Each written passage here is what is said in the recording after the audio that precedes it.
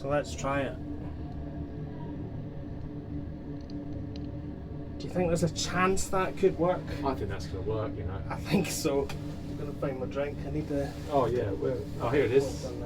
Okay, I'm going to do a wee intro now. Yeah. But it's not really an intro. I'm going to check the time. So, I'm Peter Knox. This is Andy MacLeod. This is 15 Minutes of Shame, and you're welcome to it. Andy. Hi. Is that how you pronounce it? Andy, yeah. A-N-D-Y, not with an I. Right. Yes. Okay, doke. So you are, I hope you don't mind me saying this, but you are an author. I am. I don't mind. In fact, I encourage you to say that. A published author, and you wrote this book, which is called Anoint My Head, How I Failed to Make It as a Britpop Indie rock star. Yes, I'm guilty. And you're not just an author, you're a one-man showist. Yes, yeah. So what are you doing here in Edinburgh? Well, good question. I kind of had come to Edinburgh Fringe. You know the Withnail and I line where we've gone on holiday by mistake? Yes. It's a bit like that. I'm doing a one-man show by mistake. Because I wrote the book. It took about 6 years to write. Right. About my exploits trying to make it as a rock star. And then I thought, I'm going to come up to Edinburgh and do the book festival to kind of promote the book. Makes sense. But somewhere along the line, I got talking to people that knew people, and they said, "No, babe, you got to do a one-man show." And I got completely seduced by the idea of doing a one-man show without actually thinking it through, which is kind of ironic because that's how I did the band 30 years ago. We just jumped right in, even though we couldn't play our instruments.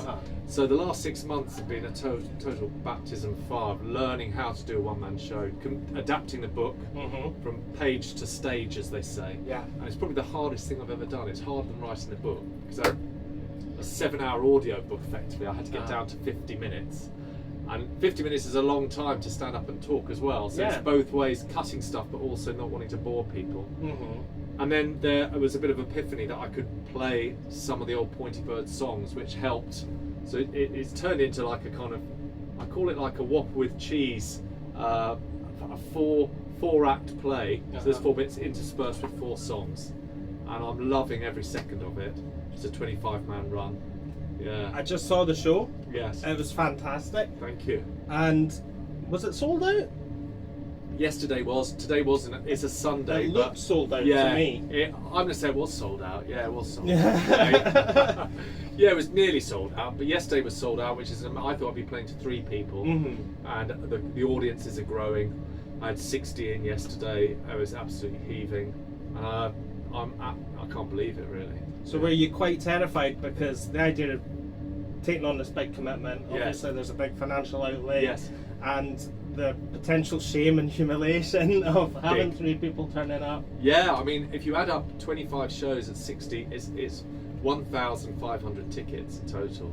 And I know 3 people in Edinburgh, one of them being David Rowe, but he's in Glasgow actually. Right. And but I just kind of thought, sod it, I'm going to do it. It'll be great promotion for the book. Then the PR woman was kind of going, "Babe, it's not about the book, it's about you. The brand is you. You've got to build your brand." And I was going, really? I really want to just promote the book. But over time I've realised actually, if I want to do more books or more, there's a kind of niche, like the writer-performer thing. Yeah. I've realised that's probably what I would really like to do because I love performing and I love writing. So if I can kind of get a book out every other year and then you spend 2 years promoting it and doing these kind of things, I'll be so happy, you know. And this is your first book? Yeah, it's the first book. But you've written other things. Yeah, I've got lots of short stories. And I've got a kind of sequel to that. So that's about being in a band in the 90s, and then I moved into being a music promoter during the noughties, and up to the present day. So I've got this kind of idea of seeing it from both sides. Yeah. And that's fully drafted, but I need to go and spend a few months, you know, getting it edited and all of that stuff. And then I can hopefully. I mean, it depends how this run goes because someone's saying you've got to tour this book for 3 years. Right.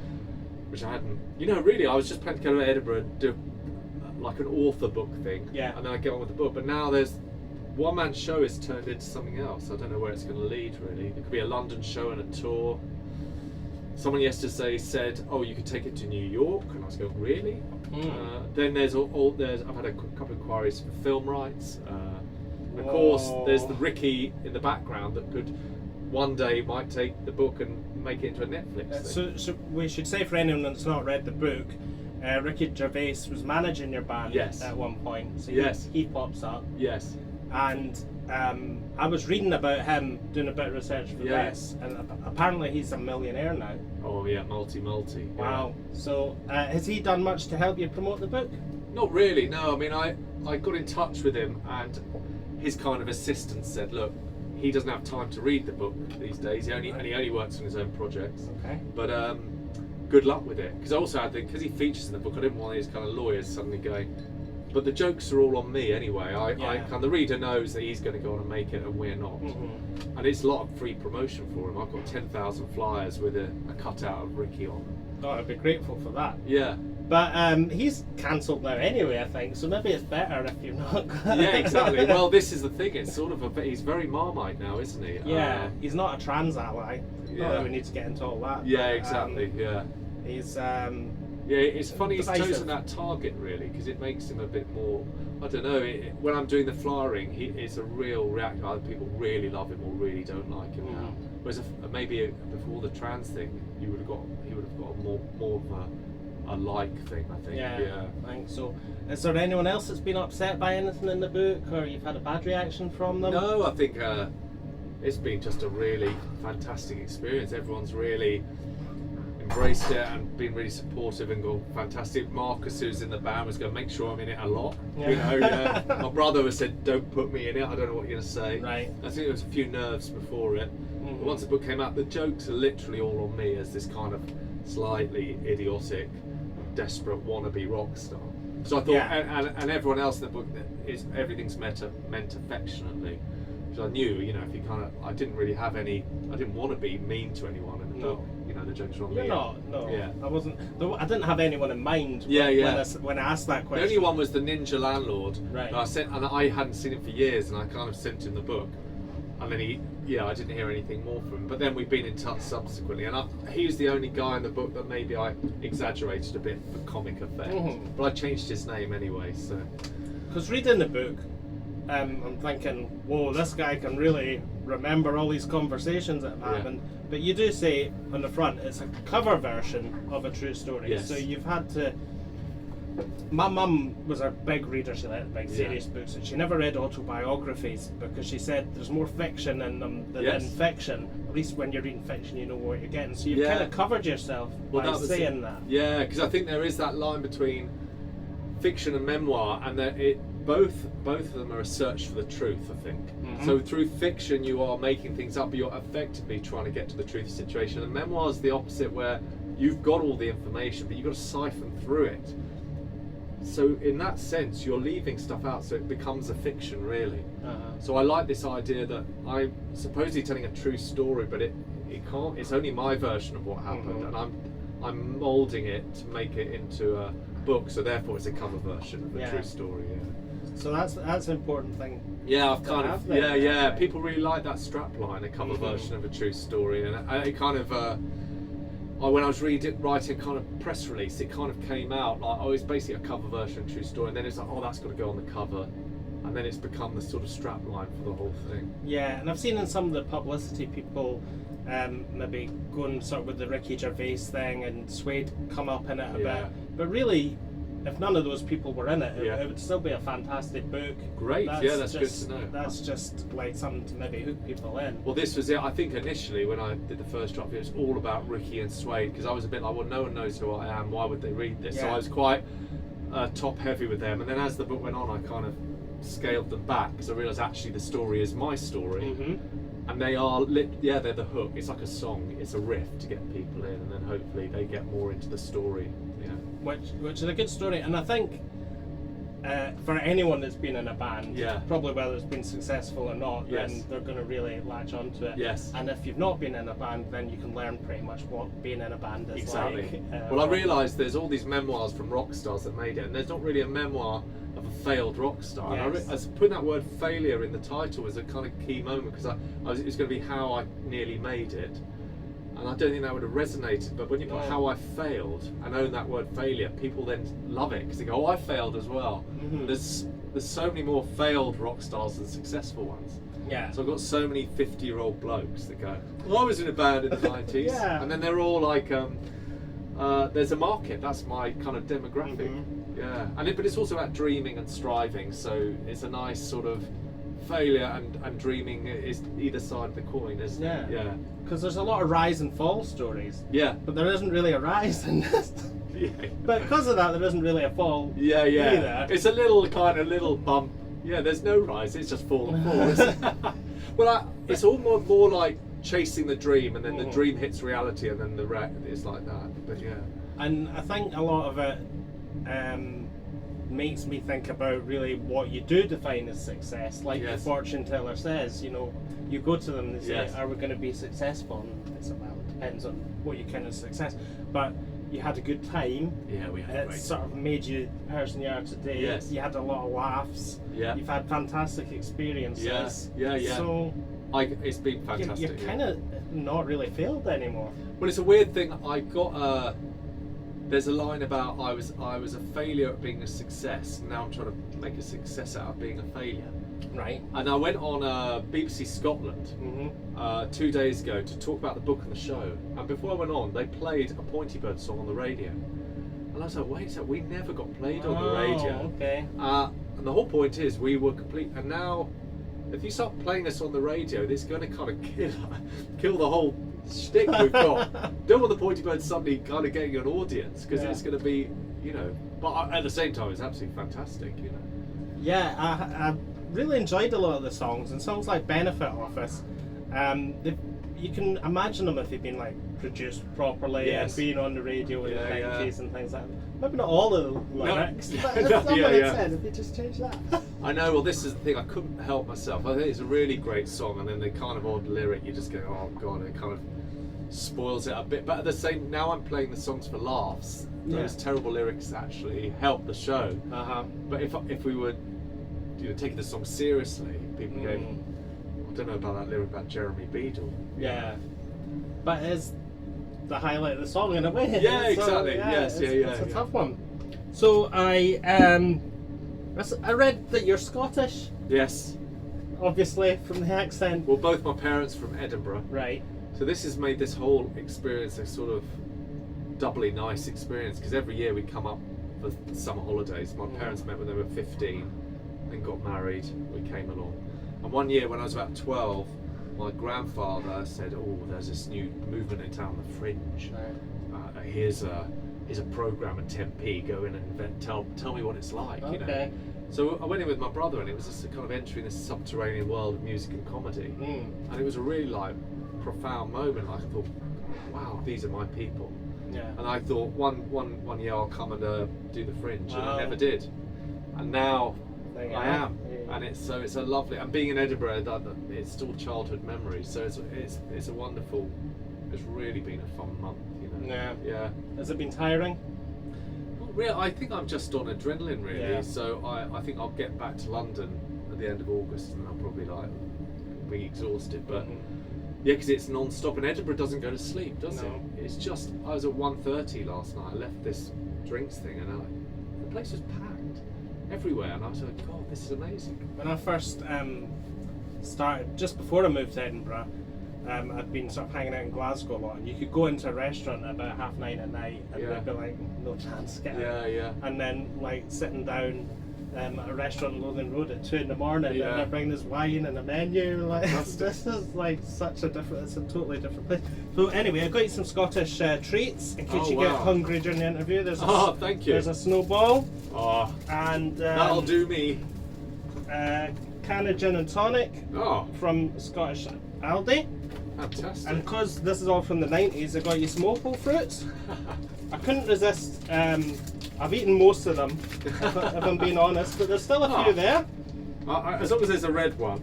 I couldn't. There's a red one. Happy. I think red, then green, and then after that, that's all. We go red, orange, yellow, green. You're green, Yeah, over green. So I'm gonna crack open the G&T. Shall I open mine as well? Let's do it. I've got a day off tomorrow, so I can have a drink. Right. So what happens? What happens then? You got a busy day of activities planned, or are you just gonna chill? I've got it's promotion really. I think the flyering is so crucial. I'll probably go to the Pleasance, and it's a ready-made market. And I fly down. I've got a little team of flyers, so I've got 2 days to sort of spread the word for next week, and it goes again. And now I've got 2 weeks of shows. So if people are watching this and they want to come to your show, if they get themselves down to, assuming they know how to use the internet, they're probably going to be all right. Yeah, the caves. But they can get themselves down to the caves, get there for about 1:30. I'd say get there early. The show starts at 1:30. I'll get there for 1. Yeah, get there for 1. And I found their website a bit rubbish. I tried to buy a ticket online last night, and I tried 3 times and gave up. So if you don't manage that, get down early, because this thing's selling out. Yeah, it is. It's at the start of the run, I was getting maybe 10, 15 people coming along, and it's just going up and up and up. Yeah. So as I say, yesterday sold out, and I think today was nearly sold out, and because it's a Sunday, I think a lot of hangovers out, but it's. And I had the Telegraph in yesterday. I think a review, or hopefully a good review will run. We'll find out. But if that is a good review, that'll help, and there's all sorts of promotion running. So well, this doesn't have the reach of the Telegraph, but it's much better people. It's exactly. It's my target audience. Like those old biddies that are really. I think so. Yeah. So I don't want to go into the book too much, because a lot of people. I'm surprised a lot of the people in the show hadn't read the book. Probably very. Yeah, a few people say, "I read the book," and a few people are buying the book. So hopefully they'll buy the book if they haven't. Yeah. Read it. Yeah. So it is a fantastic read, and I was a bit worried, because a story of failure, you think, oh, this is maybe going to be a bit heavy and miserable, but it's not. It's such a laugh. Great. It was one of those books I really didn't. I was looking forward to finishing work so I could read a bit. Oh, fantastic! Wake up a bit early, read a bit. Wow. Well, then I'm saying all the right things. Yeah. Yeah, it's really very, very good, and it must be intimidating just to think, I'm going to write a book and then write a book. Yes. But you don't seem to get intimidated by things, do you? You just do them. No, that was a labour of love, really, because I'd be sort of finding time to do it, and then I'd write a bit, and then I'd be thinking about it, and then it was a real pleasure writing it. And it was a story, I found if I was up the pub with us, sort of banging on about the Pointy Birds and Ricky Gervais, and then I'd be talking about, I'm going to write a book about it, and then I became that guy that I thought, well, if I just shut up about it and put it in a book. Yeah. And it was really easy to write as well. I just sort of poured out. So if I did a scene, and also it was reliving it as well. By writing the book, I went back to the 90s. I kind of relived my youth, and then it was also quite nice making it permanent. It's like all these kind of memories were poured into this, and then also it was like working out, where did we go wrong actually?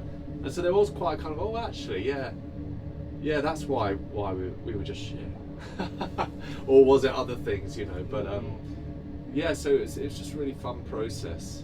I think more people should do Edinburgh shows and write books about just their general lives, not necessarily having to sell loads of something to validate your existence and that you've had an interesting life. So fair play. Thank you. It's very kind. Thank you. There's a lot of shows out there, and you might see there's stand-up comedians trying to work out what the show is, and they might have quite a vague premise, and then they're going and doing 25 shows to work out a show, and it's a work in progress. And then you think, but it's quite hard to. But you can see certain shows that have really been worked on for years, where they've really nailed it, and it's so great when you see a show like that. That Death of Anna Mann, oh my god, it's so good. It's like a masterpiece, I'd say. Right. Okay. Yeah. Check that. Did you work in progress this, or was this the baptism of sink or swim? Yeah, that. Yeah. And I didn't even know what a preview was a few months ago, and PR were going, you got to do 60 previews, and I was like, what? And I only did about 7 or 8, and they didn't go well, and I was like, it's gonna be hard. And even the first one I did here was still a bit shaky, and then the second show just clicked, and I kind of realised it's got to be. It was like a 40-minute motorway, like the basic story, and I've got loads of detours that I so I bought myself some time. The songs become the set pieces. Yeah. So then I kind of know I get to that song, and it kind of all really clicked into place suddenly at the 11th hour, 59th minute. And then now I know exactly what the show is. And today was probably the most enjoyable gig actually, because it just felt very natural the way it was going. Yeah, the atmosphere in the room, you could feel like everyone was with you, and it's just what you had to say. It's sympathetic, and you were just pulling it all off. Yeah, it went really well today. It was great. Yeah. Okie dokie. Have you got any other business? Well, we've been launching this new radio platform for new bands called Radio Fandango. It's kind of music and comedy. I've put that theme in again. So it's like new bands, and we've got a team and they're really good at like some really exciting bands. But you can't have a radio station all with really amazing new bands. Otherwise, it just ends up becoming like quantity over quality. So we have a playlist, and then we separate it with like good podcasts. So we've been putting some really good comedy drama podcasts in. Okay. And that's a platform we're in the middle of launching, radiofandango.co.uk, because I'm a music promoter by day, and then doing this kind of author stuff and by night. Yeah. You're a jack of all trades. Yes, master of none. No, and a master of and a master of all. Master of all, yeah, I like that. Yeah. Been a master, Andy MacLeod, master of all. Yeah. Well, on that positive note, tatty bye, you dweebs.